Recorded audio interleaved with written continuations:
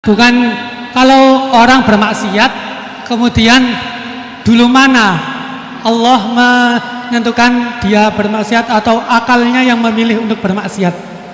Itu pertanyaan yang pertama. Bismillahirrahmanirrahim. Assalamualaikum warahmatullahi wabarakatuh.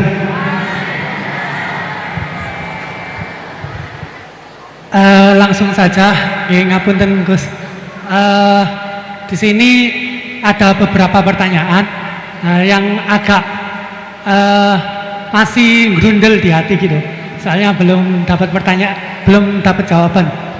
Yang pertama mengenai dari tadi penjelasan dari Gusti Allah menciptakan hamba di dunia ini, ada yang taat dan ada yang suka bermaksiat gitu. Mengenai takdir Allah Subhanahu wa Ta'ala, Allah menciptakan hamba-hambanya dengan variasi yang berbeda. Kemudian manusia diciptakan dibekali dengan akal untuk membedakan dari setan dan juga malaikat. Kemudian pertanyaan saya, dulu mana Gus antara takdir yang ditentukan oleh Allah atau pilihan akal kita gitu. Begitu intinya. Soalnya kan bukan kalau orang bermaksiat kemudian dulu mana Allah menentukan dia bermaksiat atau akalnya yang memilih untuk bermaksiat. Itu pertanyaan yang pertama. Untuk pertanyaan yang kedua, ngapunten. Untuk pertanyaan yang kedua, intinya kan tadi istihad daripada ulama itu menentukan hukum yang berbeda-beda. Terus kemudian kita sebagai yang hanya tabik saja mengikut, itu bolehkah? Kan dari kata guru saya, kalau hukum fikih itu yang ringan-ringan disebarkan nggak apa-apa. Tapi yang berat-berat dipakai sendiri gitu. Tapi biasanya kan kita kebalikan. Yang ringan-ringan soalnya kita tahu ilmunya, kita yang pakai. Terus kalau ada orang yang tanya, biasanya kita yang kasih yang jawaban yang berat-berat daripada hukum fikih. Jadi yang saya tanyakan, kalau berpindah hukum dari awalnya ikut imam ini terus kemudian ikut imam ini, itu bagaimana batasan-batasannya gitu. Syukron. Baik, terima kasih. Ini pertanyaan yang ringkas disampaikan cukup panjang. Niki langsung dipun jawab nopon. Oke, monggo Yai.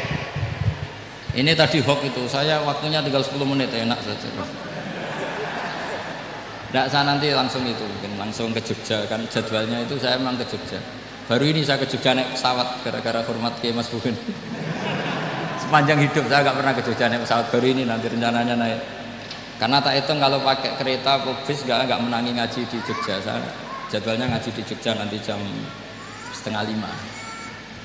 Begini, itu pertanyaannya betul tadi, itu ngawur betul itu. Karena begini ya, masalah qadha qadar itu kan sudah dibicarakan semua ulama di kitab-kitab. Satu, kita ngikuti ahlul hakikah. Idza dzukiral qadar fa'amsiku. Kalau qadha qadar sudah dibicarakan fa'amsiku, kamu harus diam di situ. Karena pertanyaannya gini, kalau kamu orang soleh, dan semoga Anda pelatihan jadi orang soleh, itu melihat Allah sudah menentukan semua, itu keren. Saya bangga punya Tuhan yang sudah tahu nasib saya kayak apa nanti. Saya betapa malunya punya Tuhan yang tak takoi, Gusti, sebenarnya nasibnya gak biar mbah roh tapi kira sik. Itu kan ngeri betul. Sehingga kalau kamu soleh itu pokoknya bangga kalau Allah sudah tahu apa yang akan terjadi. Nah, soal kepanikan kita kan kadang kok nang wis ngerti aku celoko, terus gunanya apa aku sholat? Itu kesalahan kita. Kita kecewa kalau sekarang soleh, kemudian akhirnya tidak soleh dan akhirnya kita masuk neraka. Kekecewaan ini namanya khadun nafsi. Kita hanya mikir diri Sebetulnya kalau kita abdan lillah, benar-benar hamba Allah, tetap bangga karena punya Tuhan yang tahu apa yang akan terjadi. Makanya yang dibutuhkan kesalian untuk ngakoni kodok kodar, dibutuhkan kesalian. Kalau enggak kriminal betul. Maka Sayyid Hasan bin Ali, saya hafalkan makalahnya itu. Di antara aturan iman harus iman sama kodok kodar. Untuk menunjukkan innahu la yuqsa kurhan wala yuhlabu kurhan, kata beliau, supaya kita tahu bahwa Allah itu tidak dimaksiati secara terpaksa. Kamu bisa enggak bayangkan Allah ngeluh gini, sakjane aku ora seneng maksiat tapi saya bisa berbuat apa? Artinya apa? Kalau maksiat dan keburukan tidak khairihi wa syarrihi minallah, itu Allah kan kurhan. Paham yang saya maksud? Artinya apa? Kita harus berkeyakinan khairihi wa syarrihi minallah. Tapi kita butuh syariat. Lalu setiap orang nakal berkelit kersane Allah juga masalah. Maka diteruskan makalah beliau. Waman hammala dzambahu rabbahu faqad fajar.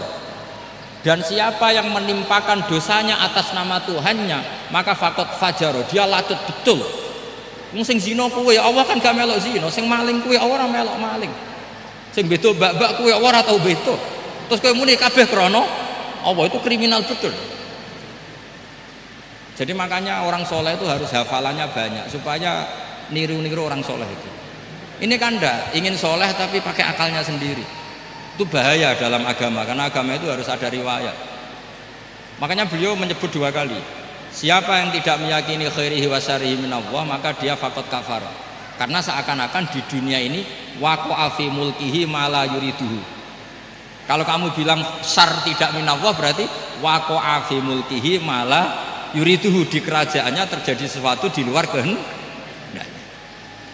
Tapi waman hammala dzambahu rabbahu faqad fajar. Orang yang menimpakan dosanya ditimpakan karena Allah, maka faqad fajar. Dia latut betul. Allah tidak ikut maling, tidak ikut zina, tidak ikut korupsi kok.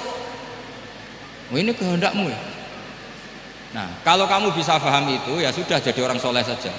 Kalau enggak, ya pilih wa amsiku tadi apa? Sudah, tidak usah dibahas. Jadi saya mohon semua yang dengar ngaji saya ini, yang enggak tobat supaya tobat, yang sudah tobat ditambahi ilmu, karena biasanya tobat itu ya karena tidak ngerti apa-apa, semua mikir. Itu makalnya Sayyid Hasan bin Ali, cucunya Rasulullah SAW, dan itu diamini oleh semua ulama. Saya pernah ditanya seorang rektor, enggak terima dosen, enggak terima mahasiswa, rektor. Tanya, Gus, yang benar itu Jabariyah apa Qadariyah? Jawaban saya lucu, sementing soleh dulu. Kalau setelah soleh kamu nggak apa-apa Jabariyah atau Qadariyah. Karena setelah kita soleh, perasaan kita gini, qaddaronillah ala sholat, saya bisa berbuat apa di depan kehendak Allah. Sehingga perasaannya orang soleh ketika mengatakan al-abdu majbur adalah mengatakan la haula wala quwata, asal soleh loh ya, asal soleh. Tapi kalau orang itu tidak soleh, dijawab apa saja ya berengkel loh. Umpamanya nanti ini ratau tenang sama Allah. Qadariyah juga sama, ini penting. Misalnya ada orang soleh Qadariyah, mesti cara berpikir, oh pangeran adil ya, sing sholat diganjar swarga, sing zina diganjar neraka, sing ora nyolong diganjar swarga, sing nyolong diganjar neraka, kan adil. Mosok sing nyolong dilebokno swarga, sing sholat dilebokno neraka, kan jadi lucu. Artinya ketika dia Qadariyah juga ingin membaca hikmahnya Allah bikin aturan. Asal soleh, sama lagi asal. Jadi orang itu setelah soleh itu bisa improvisasi sendiri. Makanya ini pentingnya ayat innalladzina amanu wa amilus sholihat yahdihim rabbuhum biimanihim. Orang setelah iman nanti akan ditunjukkan oleh imannya untuk mengelola was-wasnya setan. Misalnya saya itu termasuk kiai yang terkenal, kalau diundang susah. Karena saya fanatik fikih, saya punya ibu, saya punya pondok, itu artinya punya kewajiban. Yang bisa mengalahkan kewajiban adalah kewajiban sing akbar, yang lebih besar. Nah ini mau diundang mahasiswa ini kan jelas tidak akbar. Nanti maksudnya tarkul wajib di ajli sunnah, wah kriminal saya. Meleburi bapak meninggalkan wajib demi sunnah. Ya jelas ya, jadi kita harus terlatih dengan bahasanya orang-orang soleh. Kalau tidak masalah besar, masalah qadar zaman sahabat itu sudah terjadi perdebatan. Terus ada yang cerita, ada riwayat idza dzukira ashabi fa amsiku wa idza dzukiral qadar fa amsiku.